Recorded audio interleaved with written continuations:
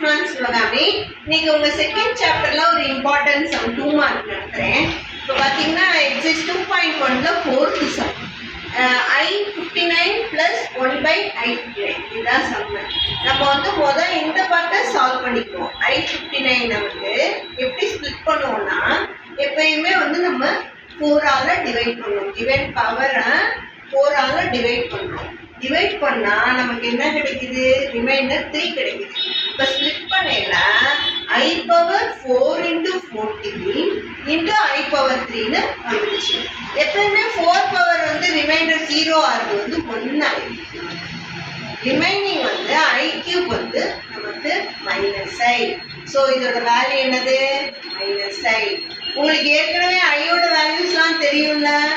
I power 0 1, I power 1 is I, I square -1, I cube -i. சரியா? இதெல்லாம் நீங்க மனப்பாடம் பண்ணாதான் இந்த டாபிக் நல்லா படிக்க முடியும். ஸோ அந்த பார்ட்டை நீங்க படிச்சுக்கோங்க.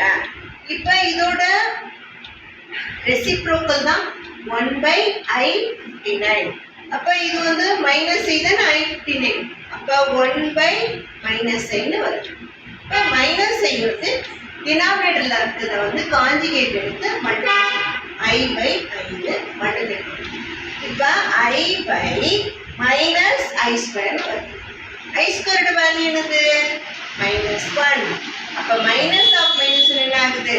+1 ஆயிடுது. இப்போ நமக்கு என்ன கிடைக்குது? ஐன்னு வந்துருச்சு. இப்போ இதை தனியான வேல்யூ கண்டுபிடிச்சிருக்கோம், இதோட வேல்யூ கண்டுபிடிச்சிருக்கோம். இப்போ ஃபைனலாக இப்போ ரெண்டையும் ஆட் பண்ணி நம்ம எழுதிடுவோம். இப்போ -i + i அதோட வேல்யூ என்னது? 0. So it's very simple some. நல்லா செய்யுங்க. All the best.